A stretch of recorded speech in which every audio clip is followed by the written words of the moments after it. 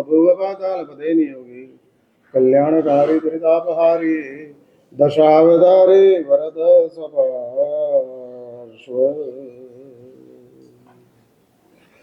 एक युवान एक ફકીરની પાસે જાય છે અને ફકીરને ફરિયાદ કરે છે કે ये जीवन से क्या फायदा, कुछ मिलता नहीं, जो चाहिए वो प्राप्त कर नहीं सकते हैं, मुझे जीवन वेस्ट लगता है।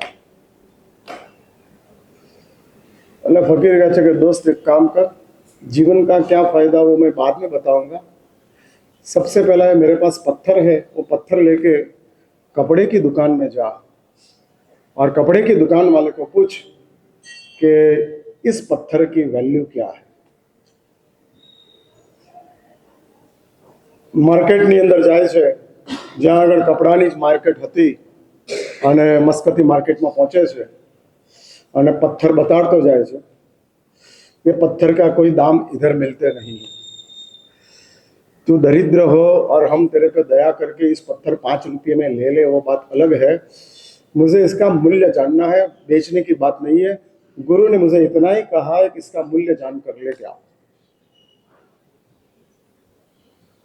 એટલે કપડાની માર્કેટમાંથી પાછું બીજે દિવસે વળી પાછા પેલા ફકીર કહે છે કે दोस्त एक काम कर, आज कपड़े की दुकान के जाने के बजाय जो सोने चांदी की दुकान है उधर जा और उधर जाके पूछ इसकी क्या कीमत है। એટલે સોના ચાંદીની માર્કેટ જે આગળ હતું સીજી રોડની ઉપર પહોંચી જાય છે અને જે કોઈ સોનાની દુકાનો હતી, ચાંદીની દુકાનો હતી, ત્યાં આગળ આ પથ્થર લઈને પહોંચે છે। इसका क्या दाम हो सकता है, इधर तो सोना चांदी की बात है 2 लाख रुपये में मिलती है, बोलो।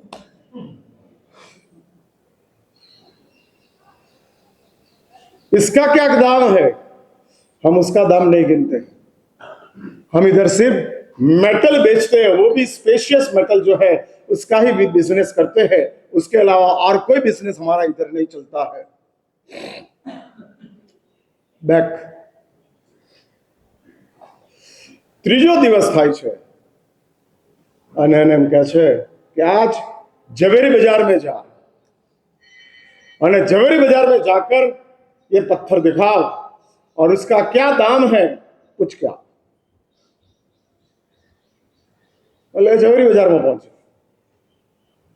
જ્યાં આગળ સ્પેશિયસ સ્ટોનનો બિઝનેસ ચાલતો હતો ત્યાં આગળ પહોંચે છે અને ત્યાં પહોંચતાની સાથે पहला जो झवेरी की दुकान होती है, झवेरी की दुकान के अंदर जाए कहते हैं ये पत्थर का दाम क्या हो सकता है।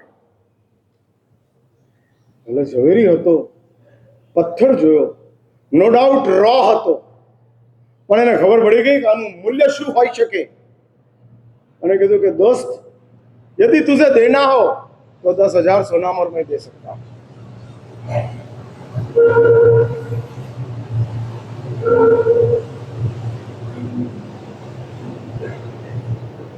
उसका दाम मैं 10,000 सोनामर दे सकता हूं।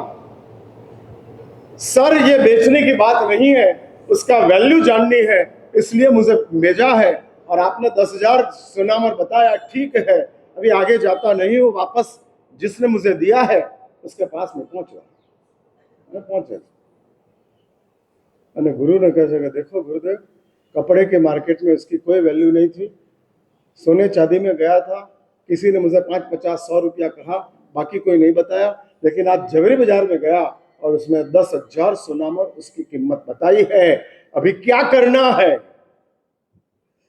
और तेरा गुरु कहते पत्थर को इधर रख, जो तेरा सवाल का जवाब है वो इसमें आ गया। વસ્તુની કિંમત હોતી નથી, દ્રષ્ટિની કિંમત હોય છે। આ દુનિયાની અંદર મૂલ્ય આપવાની સમજ માત્ર માણસને પ્રાપ્ત થયેલી છે। એટલે હું એ કહેવા માંગુ છું, આપણને મળેલું આ માણસ તરીકેનું જીવન જસ્ટ લાઈક પથ્થર,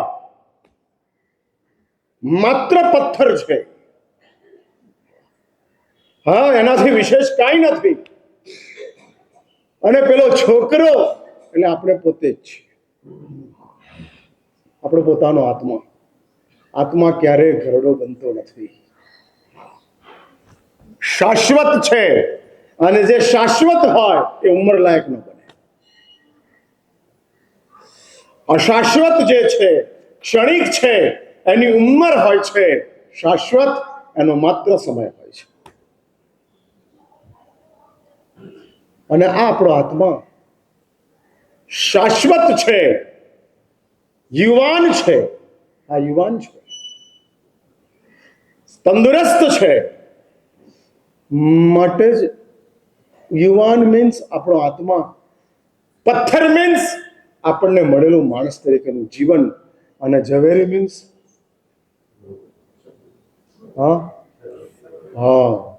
તમને જે મળે છે તે જોઈએ છે કે નથી જોઈતા ખબર નથી, પણ તમને મળતા રહે છે.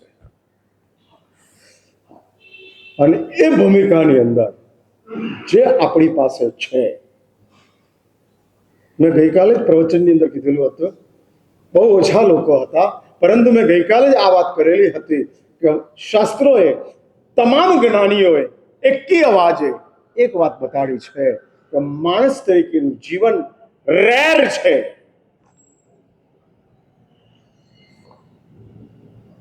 આપણને સાધન રેર લાગે છે, શાસ્ત્રકારોને જીવન રેર લાગે છે. આપણી અને શાસ્ત્રોની વચ્ચે આટલો જ ડિફરન્સ છે. આપણને સાધન રેર લાગે છે, નથી મળતા, મૂલ્યવાન છે, કિંમતી છે, સાચવો, આવું બધું આપણા મગજની અંદર ચાલતું જાય છે. ચશ્માનું બોક્સ ખોવાઈ જાય તો ચિંતા છે, પણ આંખ ખોવાઈ જાય એની કોઈ ચિંતા નથી. એટલે આ આપણી માનસિકતા છે. અને માટે શાસ્ત્રો કહે છે કે આપણી નજરની અંદર સાધન વેલ્યુએબલ છે. સાધન, ભાઈ સાધન કોને કહેવાય? પછી હું જીવનની વાત કરું. પહેલા તમે એકવાર ક્લિયર થઈ જાઓ, સાધન કોને કહેવાય? હા, એટલે સાધન સગવડ આપે એવું ખરું? ના, સગવડ એ તો તમે બોલ્યા બરાબર છે. સાધન સગવડ આપે એવું ખરું? હા, મોટે ભાગે ના આપે, સમજના કારણે સગવડ મળે. આમ તમે ઊંઘી ગયા અને તમારો મોબાઈલ તમે જીવતો રાખ્યો, મોબાઈલને જાગતો રાખ્યો, તમે ઊંઘી ગયા અને ફોન આવ્યો. સગવડ કે અગવડ? અગવડ, દુવિધા. અને માટે શાસ્ત્રો કહે છે કે આપણા જીવનની અંદર સાધનનું કામ સુખમાં નિમિત્ત બનવાનું છે, સુખ આપવાનું નથી. To be very clear.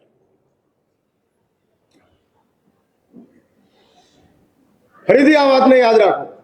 સાધનનું કામ સુખમાં નિમિત્ત બનવાનું છે, સુખ આપવાનું નથી. અને શાસ્ત્રો કહે છે કારણ અને નિમિત્ત, આ બેના ડિફરન્સને હજુ આપણે લોકો સમજી શક્યા નથી. કોઈ પણ સર્જનની અંદર બે વસ્તુઓ મહત્વની હોય છે, એક કારણ, એક નિમિત્ત. અને એમાંય સૌથી મહત્વની કોઈ ચીજ હોય તો તેનું નામ છે કારણ. નિમિત્તોની અંદર ઓપ્શન છે, કારણમાં કોઈ ઓપ્શન નથી. કારણ જોઈએ જ, હા જોઈએ જ નિમિત્તોની અંદર. એટલે એક વાત સમજી રાખજો, કોઈ પણ સર્જનની પાછળ નિમિત્તો 50 હોઈ શકે છે, કારણ 2-5 જ હોઈ શકે છે, અને કદાચ એક જ હોઈ શકે છે. હા, એક જ. અને હું એ જ વાત કરવા માંગુ છું, સુખ એ જો સર્જન છે, અને બટ નેચરલ કે સુખ સર્જન છે, જે આપણને મળે છે એ સર્જન છે, જે છે તે નેચરલ છે. જે સુખ છે એ નેચરલ છે, જે મળે છે તે સર્જન છે. સમજ્યા તમે કઈ? જે છે એજ સચ, જે છે એજ સચ, જે છે સત ચિત આનંદ, જે છે, જેને શાસ્ત્રોએ સુખ તરીકે કીધો છે. હા, જેની ઉપર શાસ્ત્રોએ સુખનું લેબલ મારેલું છે. सुख क्या चीज है? तेरा चैतन्य ही सुख है। हाँ, तू अपने आप को मैं जो समझ रहा हूं, मैं हूं, वो जो तू समझ रहा है वो ही सुख है। हाँ, वो ही सुख है और कोई सुख नहीं। એટલે આપણું અસ્તિત્વ તે સુખ છે। આપણું અસ્તિત્વ, આપણે છીએ તે જ સુખ છે। હા, એ જ સમજાય છે ને મારી વાત? હા, શરીર એ સુખ કે આપણે છીએ તે સુખ? હા, ના, શરીર હોય, તમે ના હો તોય શરીર હોય। હા, એટલે એ જ શરીર જ કહું છું હું તમે નથી કહેતો। એટલે એક વાત સમજી રાખજો, આપણે છીએ તે સુખ છે કે શરીર છે તે સુખ છે? એટલે આ બાબતમાં તમે એકદમ ક્લિયર? હા, એકદમ ક્લિયર। એટલે રોગ હોય ત્યારે પણ તમે સુખી ખરા? તમે છો, શરીરનો સાથ નથી રોગના કારણે। તમે એમ કીધું કે હું છું તે જ સુખ છે। શરીર હોય તોય ઠીક, ન હોય તોય ઠીક। એટલે આ બાબતમાં તમે ક્લિયર ખરા? તમે એક વાત બીજી સમજી રાખજો, શરીરના કારણે તમે સુખી નથી, હકીકતમાં શરીરના કારણે તમે દુખી છો।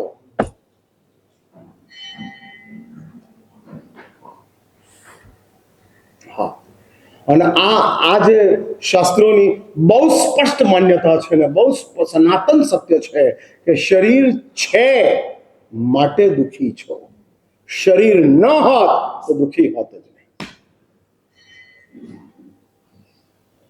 હવે જ્યારે શરીર છે તો દુઃખ છે, તો ઘર છે તો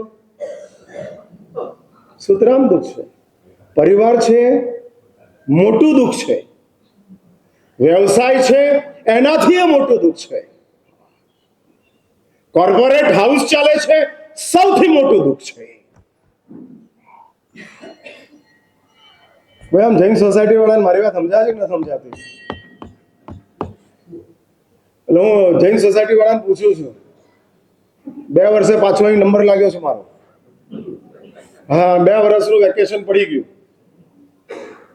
હા, 2024 ચોમાસાની અંદર હતો, ત્યાર પછી છોડ્યું તો 2025 ડિસેમ્બર ચોમાસું પૂરું થયા પછી આવવાનું થયું। એટલે લગભગ બે ચોમાસા, એક ચોમાસું પૂરું થઈ ગયું, બીજો શેષકાળ પૂરો થઈ ગયો। એટલે હું પૂછું છું કે આમ જૈન સોસાયટી વાળાઓને આ વાત મગજની અંદર આવે છે કે નથી આવતી? શું આવે છે? હા, એટલે એક વાત બહુ જો એક વાત સમજી રાખજો, શરીરના કારણે સુખી છો તેમ સમજજો કે કોઈકની મદદ છે માટે સુખી છીએ। બાકી હકીકતમાં શરીરના કારણે સુખી થવાતું જ નથી। જો શરીર સુખ આપતું હોત તો સિદ્ધોને આપેલું વિશેષણ અશરીરી ખોટું થઈ જાય। હા, પણ સિદ્ધ ભગવાન તો સુખી છે અને એમનું એક વિશેષણ છે અશરીરી છે। એટલે જ બતાડે છે કે શરીર વિના સુખ છે, શરીર સાથે સુખ નથી। પણ જો શરીરની અંદર સુખ મળતું હોય તો there must be some other thing are there। ત્યાં આગળ કોઈ બીજી ચીજ છે કે જે બીજી ચીજ તમારા શરીરને તમને સુખી આપવામાં મદદરૂપ કરે છે।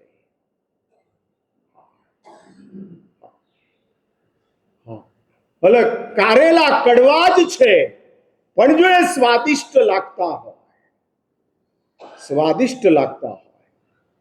એકલા કારેલા ખાવા જાવ તો કડવા ઝેર છે, થૂથું કરી નાખો, પણ એ જ કારેલાનું શાક તમને સ્વાદિષ્ટ લાગતું હોય, મજા આવતી હોય, સરસ લાગતું હોય તો માનજો કે કોઈક મસાલાઓની મદદ કારેલાને મળી છે અને માટે આ કારેલાનું શાક સ્વાદિષ્ટ લાગે છે। સમજાયું મારી વાત? હા, એટલે કેરી ગાળામાં કેરીનો રસ મીઠો જ જોઈએ અને કારેલાનું શાક હા, કોન્ટ્રાસ્ટ મેચિંગ. હા, આ કોન્ટ્રાસ્ટ મેચિંગ. મીઠાની જોડે કડવું, ઓપોઝિટ એક્સ્ટ્રીમ, પણ આ મેચિંગ છે. એમ કારેલા પોતે કડવા જ છે, પણ મસાલાની મદદ મળવાના કારણે કારેલા સ્વાદિષ્ટ લાગે છે. સેમ વે શરીર પોતે દુખી જ કરે છે, પણ નસીબની મદદ, સાતા વેદનીયની મદદ અને મદદના કારણે શરીર સારું લાગે છે. શરીરમાં સારું લાગે છે, શરીરના કારણે સારું લાગે છે. સમજાય મારી વાત? હા, આમ ફિટ થઈ. હા, એટલે હું જે બોલું છું એમાં નજરમાં રાખજો, કારેલા અને શરીર આ એક સેમ સોસાયટીના સભ્યો છે. જે સોસાયટીનું સભ્ય કારેલું છે એ જ સોસાયટીનું સભ્ય શરીર છે. Same society. હા, સેમ. અને એ જ જો કારેલા કડવા લાગતા હોય તો શરીર કડવું જ લાગે. માટે જ શાસ્ત્રો કહે છે કે જે છે એ નેચરલ છે, અને જે મળ્યું છે એ સર્જન છે. અને સર્જન એની અંદર બે મોટા રોલ, બે વસ્તુઓના ભજવાય છે. એક કારણનો રોલ છે અને એક નિમિત્તનો રોલ છે. એટલે આપણું સુખ સર્જન છે, એમાં નિમિત્તો 50 મળી શકે છે.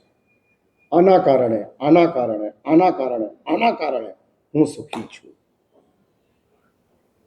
પણ આની અંદર, સુખની અંદર કારણ એક જ છે, અને એક કારણનું નામ છે આપણી સાથે જોડાયેલું પુણ્ય છે.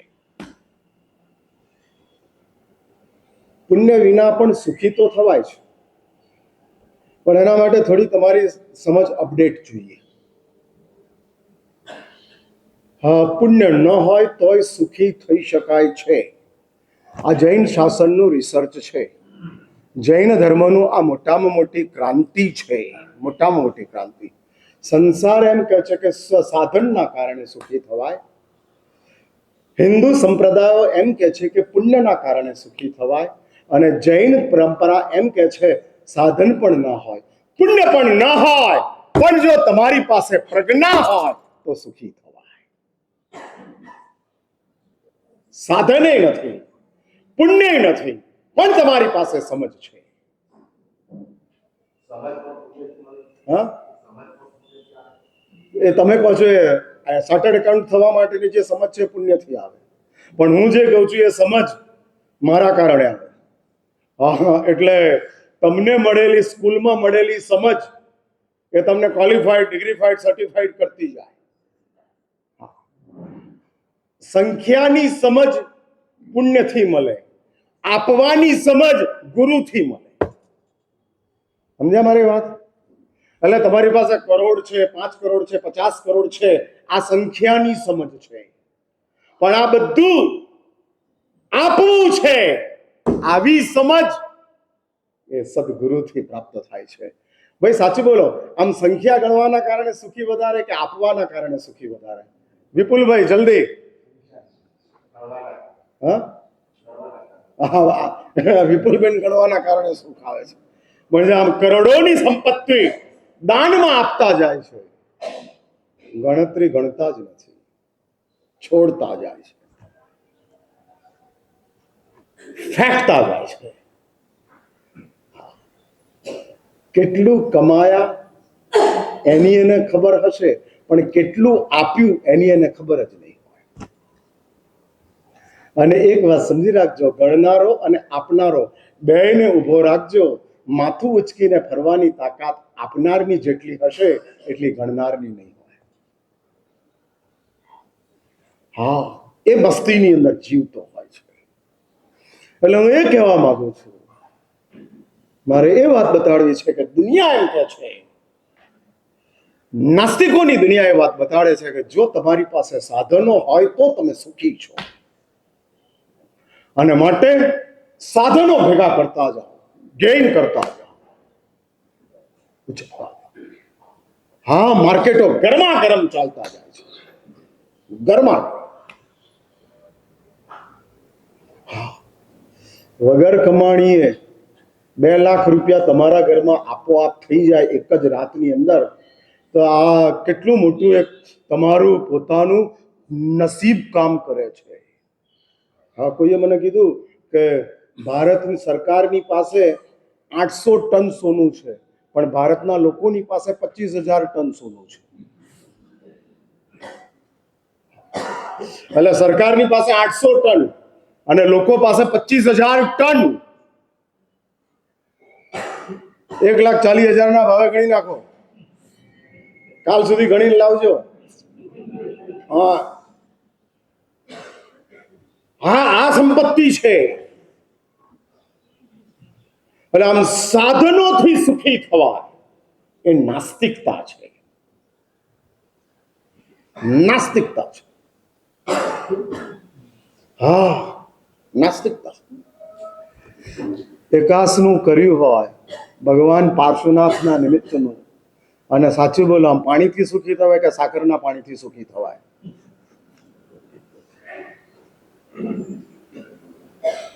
આજ પેલું એકાસું નહીં ને, સાકરનું પાણી ને કેસર નાખવાનું. એટલે હું પૂછું છું, પાણીથી સુખી થવાય કે સાકરના પાણીથી સુખી થવાય? જો તમે એવું માનો કે સાકરના પાણીથી સુખી થવાય, તો નાસ્તિકતાની સોસાયટીમાં છો. સાધનથી સુખી થયા, પાણીથી સુખી થવાય તો આસ્તિક, સાકરના પાણીથી સુખી થવાય તો નાસ્તિક, અને પાણી વિનાય સુખી થવાય એ ધાર્મિક. સમજી ગયા? હા, જે અઠમના તપસ્વીઓ છે, અને ધારો કે આજે પહેલો દિવસ છે, ઠંડી છે, 24 ઉપવાસ કરી નાખ્યો છે, પાણી વિના સુખી થવા એ ધાર્મિકતા, પાણીથી સુખી થવાય એ આસ્તિકતા, અને સાકરના પાણીથી સુખી થવાય તે. એટલે એકાસું કરવા છતાંય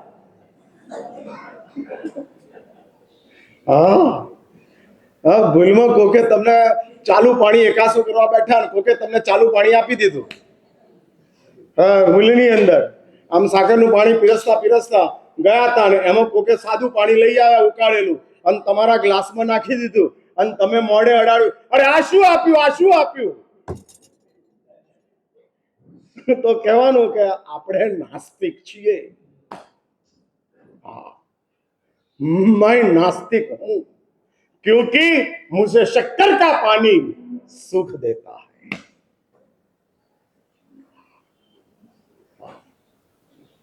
અને એ જે માનસિકતા ચાલે છે, માટે સાધનથી સુખી ઇઝ ઇક્વલ ટુ નાસ્તિકતા.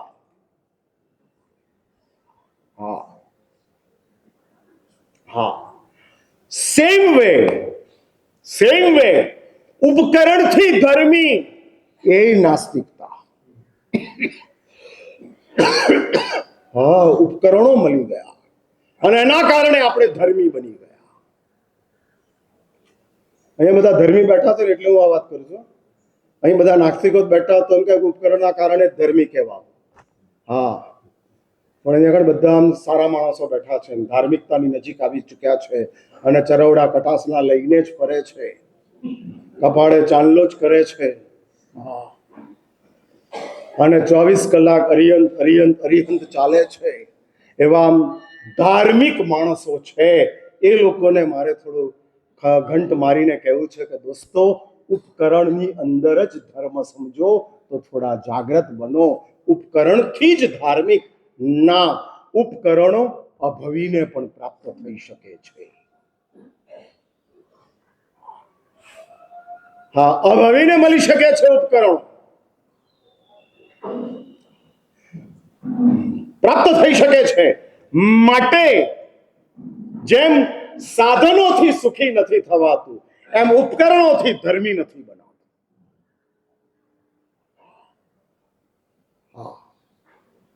હા, હવે આ કહેવાનો સમય આવ્યો. ધર્મ ઓછો હતો ત્યારે ધાર્મિકો બનાવવાના હતા, જ્યારે ધાર્મિકો દંભી બન્યા ત્યારે હવે સાચા ધાર્મિકોને પ્રગટ કરવાનો સમય પાકી ચૂક્યો, કારણ કે હવે સંખ્યા સાથેની જ દોટ ચાલે છે. દુનિયાની અંદર કરોડો કમાનારો કરોડપતિ ગણાય છે, એમ ધર્મની અંદર 100-200 ચેલાઓ કરનારો મહાન ગણાય છે.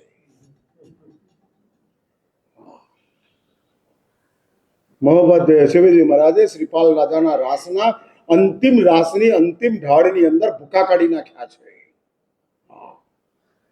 બહુ શાસ્ત્ર ભણેલો, બહુ શિષ્યનો શેઠોજી, અને શેઠોજી શબ્દ વાપર્યો છે. અને એ લાલ આંખ મોહમ્મદ શિવજી મહારાજ કરતા જાય છે. 200 શિષ્યોના ગુરુ થવું એ ખોટું નથી, પણ 200 શિષ્યોના કારણે ગુરુ છું એ માનવું મોટામાં મોટો ભ્રમ છે. મોટામાં મોટો. હું એ કહેવા માંગુ છું કે આપણી પાસે જ્યારે આવી ભૂમિકા છે કે માણસ તરીકેના જીવનની અંદર આવી ચૂક્યા છીએ, પથ્થર તરીકેનું આ જીવન છે. તમે શું માનો છો? પથ્થર કે હીરો?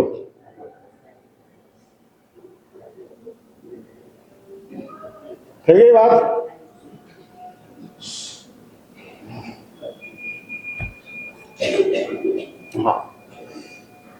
એટલે આમ પથ્થર તરીકે જો આનો ઉપયોગ કરવાનો હશે તો માનજો કે સાધનો જ ભેગા કર્યા છે. હા, સાધનો જ ભેગા કર્યા છે. દુનિયાની નજરની અંદર સફળ વ્યક્તિ કોણ? હા હા, અને એ જેની પાસે છે. એટલે જ શાસ્ત્રો કહે છે કે આ માણસ તરીકેના જીવનની અંદર જો આપણી પાસે નજર હોય તો આપણને ચિંતામણી રત્નથી ઓછું કશું જ મળ્યું નથી. કશું જ મળ્યું. ચિંતામણીની તાકાત ખબર છે ને તમને? હા હા, ઈચ્છા કરે તે મળે. જે ઈચ્છા કરો તે પ્રાપ્ત થાય. આ એક જ દુનિયા છે. દેવની પાસે ઓપ્શન તરીકે માત્ર પશુની અને માનવની બે જ દુનિયા છે. દેવ કાં તો પશુ થઈ શકે, કાં તો માણસ થઈ શકે. આ બે જ દુનિયા દેવની દુનિયામાં ઓપ્શન તરીકે ગોઠવાયેલી છે. નારકની પાસે બે જ દુનિયા છે, કાં પશુ થઈ શકે, કાં માણસ થઈ શકે. પશુની પાસે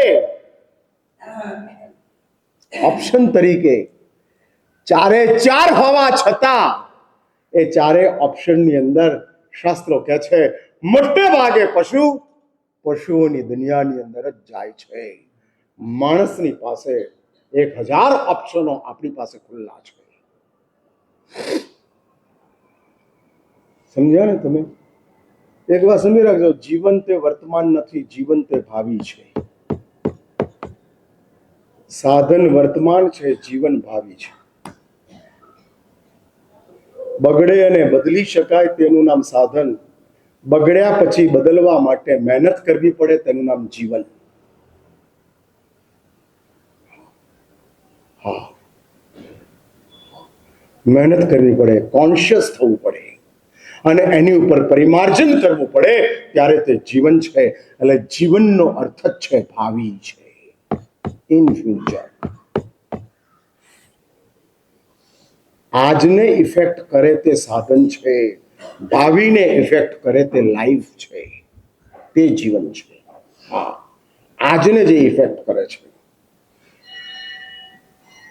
હા, આજને જે સારી અથવા ખરાબ બનાવે છે તે સાધન છે.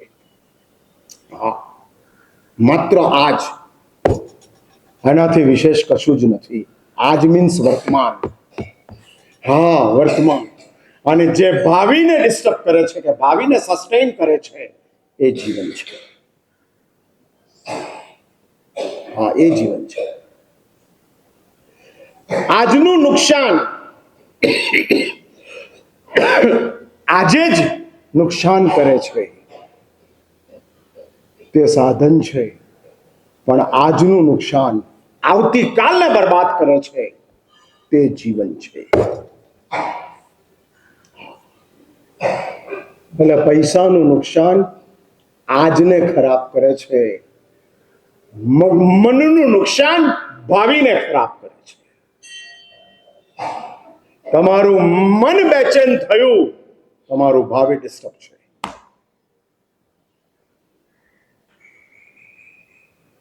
અમે સાધનોને ઉપયોગી જરૂર માનીએ છીએ જો મન સચવાઈ જતું હોય તો. સાંભળી મારી વાત? એટલે એસીમાં બેસવા પછી તમને મનથી ઠંડક મળતી હોય તો હું એ એસીને ઉપયોગી માનું છું. પણ એસીમાં બેઠા પછી પણ ફોન ઉપર ગુસ્સો થતો હોય તો સમજવું પડે કે એસી તમારા માટે કામનું નથી. હા, એટલે મનને જે સ્વસ્થ રાખે છે તે સાધન ઉપયોગી છે. હા, એ ઉપયોગી છે, જે મનને સ્વસ્થ રાખે છે, અને એ જોઈએ. એટલે તમે અમને કહો છો ને ભાત પાણીનો લાભ દેજો, કપડાનું કહો છો નહીં, કારણ ભાત પાણી ઉપયોગી છે મનને સ્વસ્થ રાખવા માટે. હા, અને માટે ઉપયોગી વસ્તુ ધર્મને પણ મંજૂર છે. હા, ધર્મ પણ કહે છે જોઈએ. હા, ઉપયોગી જોઈએ, કે જેના કારણે તમારું મન સચવાઈ જાય છે, અને આ મન સચવાય છે એ જ સમાધિ છે. મનની બેચેની એ અસમાધિ, મનની સ્વસ્થતા તે સમાધિ. આજથી 3 દિવસની આપણી જે ઉપાસના શરૂ થાય છે, પરમાત્મા પાર્શ્વનાથને નજરમાં રાખી અને જે આખું એક 3 દિવસનું પોષ દસમીની આરાધના શાસ્ત્રોની અંદર મૂકવામાં આવેલી છે, એ મૂકવામાં આવેલી આરાધનાની પાછળ એક જ મકસદ છે, સમાધિની પ્રાપ્તિ થાય. ભૂલી જાઓ મોતમાં સમાધિ જોઈએ, હવે ભૂલી जाओ, हर पल समाधि चाहिए, हर पल. અને हर पल की समाधि का टोटल मृत्यु की समाधि है. फिर से बात रिपीट कर रहा हूं, हर पल की समाधि का टोटल मृत्यु की समाधि है, और हर पल की समाधि का मल्टीप्लिकेशन ये परलोक की सदगति है. મલ્ટીપ્લિકેશન એટલે સમજ્યા ને તમે? સમાધિનો ગુણાકાર એ સદગતિ છે, સમાધિનો સરવાળો એ મૃત્યુની સમાધિ છે. મૃત્યુની સમયની અંદર સમાધિ તો ટકે કે જો સમાધિનો સરવાળો હોય, પણ પરલોકની અંદર સદગતિ તો મળે જેની તમારી ઈચ્છા હતી કે આવી જગ્યામાં પ્રાપ્ત થાય. માગી માગીને એટલું આવતો ભાવ એવો આપજે. કેવો? હા, સિમંદર સ્વામીની પાસે. પછી આગળ બોલો, 8 વર્ષની ઉંમરે. હા, બરાબર. તમે બધા બહુ હોશિયાર માણસો છો. હા, આવતા ભાવમાં 8 વર્ષની માંડો છો, અત્યારે 58 વર્ષે ઠેકાણા નથી. હા, અત્યારે 58 વર્ષે ઠેકાણા નથી.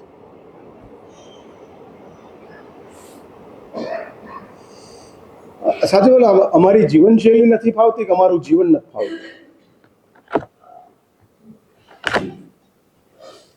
જીવનશૈલી એટલે સમજ્યા ને તમે? અમારો હા, હાલે હા, એ જ બતાડું છું. મને ખબર હતી ચંપકભાઈ પૂછવાના છે. હા, એટલે હું બતાડું છું. જીવનનો અર્થ અમારી કઠોરતા છે, અમારી મર્યાદાઓ છે, અમારી પાબંદીઓ છે, એ જીવનનો અર્થ છે. અને જીવનશૈલીનો અર્થ છે અમારો પોતાનો ત્યાગ છે, અમારી પોતાની તિતિક્ષા છે, અમારું પોતાનું બ્રહ્મચર્ય છે, અમારી જીવદયા છે, અમારી ઈર્યા સમિતિ છે. આ અમારી જીવનશૈલી છે. સાચું બોલો, આમ જીવનશૈલી નથી ફાવતી કે જીવન નથી ફાવતું? એટલે મેલા કપડાં નથી ફાવતા કે અમારો ત્યાગ નથી ફાવતો? જો કપડાં મલિન હોવા તે જીવન છે અને ત્યાગ હોવો તે જીવન શૈલી છે.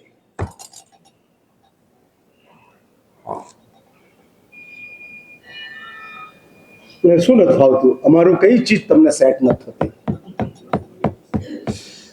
કોઈ એક તો સેટ નથી થતું એટલે તો તમે આવતા નથી. બાકી તમને કોઈ બહુ સંસાર ગમી ગયો છે ને માટે સંસારમાં રહો છો એવું નથી, કેમ પ્રકાશભાઈ? બરાબર ને? હા, શું કહો છો? આમ ગમી ગયો છે માટે રહો છો કે? બોલો બોલો જલ્દી. હા, કોની? એટલે હું જ કહું છું ને, જીવન છોડી દો, જીવન શૈલી તો અપનાવો. એક સરખું જીવન નથી ફાવતું. માન લ્યા, ઓકે, બરાબર છે કે કાયમને માટે સફેદ જ કપડાં પહેરવા, આ કેવી રીતે ફાવે મારા સાહેબ? કાયમને માટે એક જ કપડાં, એક જ વ્યવસ્થા, આ બધું સેટ નથી થતું. માન લ્યા, ઓકે, ચલો ભૂલ જાઓ જીવન કો, પણ જીવન શૈલી તો એક્સેપ્ટ કરો. જીવન શૈલી, મુનિની જીવન શૈલી જે છે કે જેની અંદર વિશુદ્ધિ છે, બ્રહ્મચર્ય છે. જીવન શૈલીની અંદર એક પ્રકારની એક ખુમારી છે. જીવન શૈલીની અંદર નિર્દોષતા છે, નિર્દંભતા છે, નિષ્પાપ છે. અને જીવન શૈલી મુનિઓની ચાલે છે. અદ્ભુત. હા, નીચું જોઈને જ ચાલે છે જીવન શૈલી.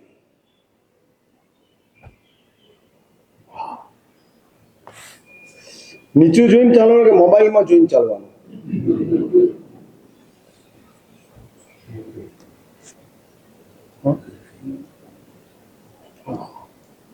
હા, ચાલે છે. એટલે હું એ કહું છું, જીવન કઠિન છે, ભૂલ જાઓ. જીવન શૈલીની 5, 7, 10 વાતો તો લાવો. અમારી જીવન શૈલીમાં 140 મેટર છે. ચરણ સિત્તરી અને કરણ સિત્તરી. ચાલતા ચાલતા 70 મેટર અને કરતા કરતા 70 મેટર. 140 મેટર છે. 140. આ અમારી જીવન શૈલી છે. અને જીવન શૈલીની અંદરથી 5-10 ચીજો આપણા જીવનમાં આવતી જાય. હા, જીવન અઘરું છે. જીવન શૈલી તો બહુ મહાન છે. વિશ્વમાં જઈને તમે કહો કે જૈન સાધુ, એની જીવન શૈલી એવી છે કે જેમાં એને લાઇટની જરૂર પડતી નથી. એની જીવન શૈલી એવી છે કે એમાં જેને દરજીની જરૂર પડતી નથી. એની જીવન શૈલી એવી છે કે જે કોઈની ઉપર બોજારૂપ થતો નથી. 200 મહેમાનોને બોલાવો તો તમારે વ્યવસ્થા કરવી પડે, પણ 200 સાધુ સાધુજી મહારાજ આવી જાય તો કોઈ વ્યવસ્થાની જરૂર નથી. 200 સાધુ સાધુજી મહારાજ સચવાઈ જાય છે. ગોચરી પાણીથી માંડીને તમામ વસ્તુ એડજસ્ટ થઈ જાય છે. હા, એડજસ્ટ થઈ જાય છે. તમારી વધુ પડતી ભક્તિ હોવાના કારણે તમે વ્યવસ્થા કરો એ વાત જુદી છે, બાકી વ્યવસ્થા વિના પણ સચવાઈ જાય છે. હા, વિહારોમાં અમે એવું અનુભવ્યું છે. હા, અનુભવ્યું છે. બહુ સરસ રીતે સચવાઈ જાય છે. ક્યાંય કોઈ અડચણ આવતી નથી. અને એટલે જ શાસ્ત્રો એ વાત બતાડે છે કે આપણી આ જીવન શૈલી માટે શાસ્ત્રો કહે છે કે માણસ તરીકેનું જીવન પ્રાપ્ત થયું તો પહેલી એક વાત સ્પષ્ટ સમજી રાખજો, જીવનની સુવિધાઓ એ વર્તમાન છે, મનની સ્વસ્થતા તે ભાવિ છે. સુવિધા એ વર્તમાન છે. શરીર નિરોગી હશે વર્તમાન, પરિવાર સરસ હશે વર્તમાન, ધંધો સરસ ચાલતો હશે વર્તમાન, ઇજ્જત બહુ સારી હશે વર્તમાન. આ બધું વર્તમાન છે. આ બધું વર્તમાન છે. મન કેવું છે? ભગવાન પાર્શ્વનાથ આપણા જીવનને સ્વસ્થ કરવાની વાતો કરવાને બદલે આપણા મનને સમાધિની વાત કરે છે. અને મેં કીધું પલ પલની સમાધિ એ મૃત્યુની સમાધિ છે, અને પલ પલની સમાધિનો ગુણાકાર એ પરલોકની સદગતિ છે. ગુણાકાર.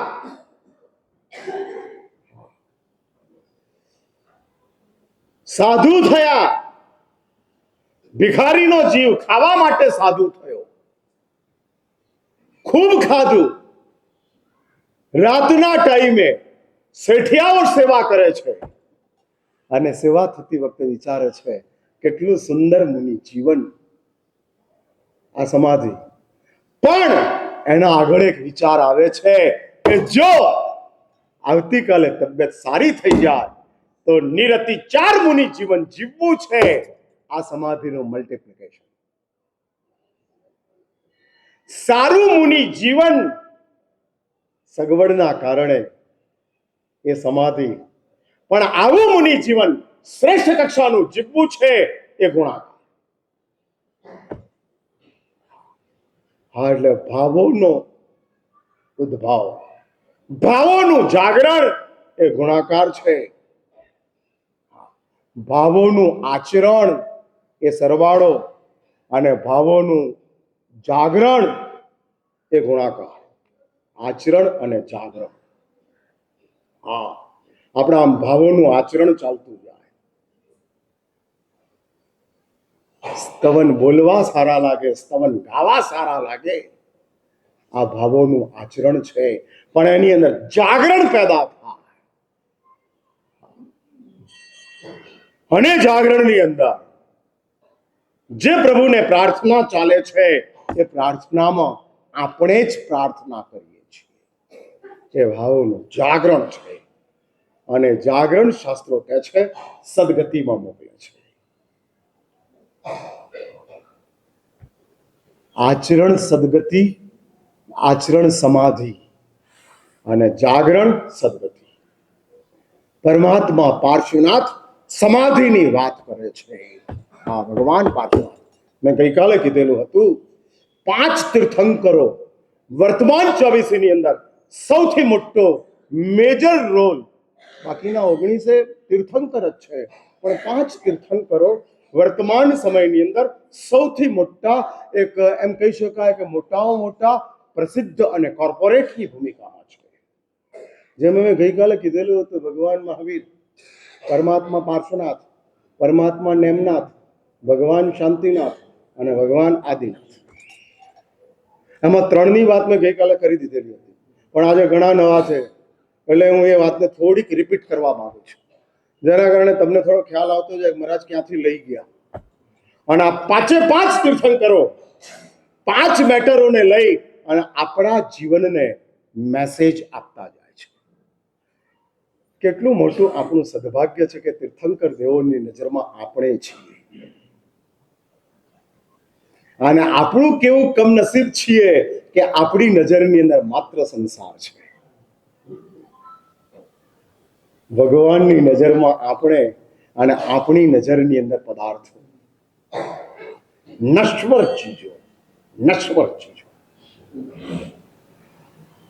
નશ્વરને માટે આપણે જેટલા સિન્સિયર છીએ એટલા આપણા માટે આપણે સિન્સિયર નથી. હા, નથી. અને માટે શાસ્ત્રો કહે છે કે આ તીર્થંકર દેવ, આ તીર્થંકર દેવ પોતાના જીવનની અંદર અનેક બાબતોને આત્મસાત કરી, પણ આ 5 તીર્થંકરોની એક એક ચીજને આપણે જો ફોકસ કરીએ તો હું નીચેથી ચાલુ છું. ભગવાન મહાવીર ઇઝ ઇક્વલ ટુ સત્વ છે. જબરજસ્ત પરાક્રમ, જબરજસ્ત પરાક્રમ.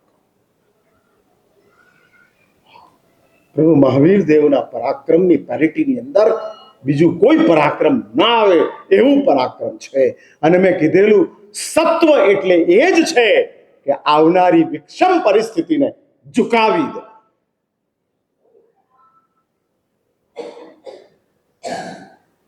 નિર્બલતા પરિસ્થિતિની શરણાગતિ છે, અને સત્વ પરિસ્થિતિને ઝુકાવવાની વાત છે. झुकी जाओ।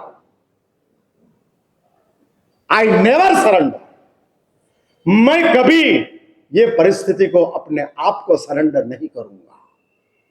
हाँ, नहीं करूंगा, कभी नहीं करते। परमात्मा महावीरे जीवनी મેટરમાં જેટલું સમાધાન કર્યું છે એટલું જ પોતાની મેટરમાં સત્વ વાપર્યું છે। જીવોને માટે સમાધાન, પોતાના માટે સત્વ ઇઝ ઇક્વલ ટુ ભગવાન મહાવીર। હા, તમામ જીવોની મેટરમાં સમાધાન, પછી સંગમને માટે પણ રડી લેવાનું, ચંડ કૌશિકને માટે ઉભા રહેવાનું, ગોશાલકને માટે ગૌતમને મોકલવાનું, સુલસાને માટે ધર્મલાભ આપવાનો। હા, જીવોને માટે બધું જ કરો, બધું જ, અને જાતને માટે કશું જ નહીં કરો। પૂર્ણ સત્વની સાથે પરમાત્મા મહાવીર જાય છે। તમારે 5 મિનિટ વધારે લઉં છું, 10 ને 5 પૂરું કરું છું। હા, નંબર 2, હા તો મેં ગઈકાલે થોડી વિસ્તારથી વાત કરેલી, આજે હું થોડી ચર્ચા કરી, આગળ વધું છું। અને નંબર 2, પરમાત્મા પાર્શ્વનાથ સમાધિ છે। સમાધિનો અર્થ જ છે પરિસ્થિતિને સમજી લો। તમારું અન્ડરસ્ટેન્ડિંગ લેવલ એટલું મોટું કરી નાખો કે જેના કારણે તમને પરિસ્થિતિ સમજમાં આવી જાય। દીકરો ભૂલ કરે છે કે તમે પરિસ્થિતિ નથી સમજતા। હા, નોકરે ચોરી કરી કે તમે પરિસ્થિતિ નથી સમજતા। ના, એટલે નોકરે ચોરી કરી એ ખોટું કે તમે નોકરની પરિસ્થિતિ ન સમજ્યા તે ખોટું?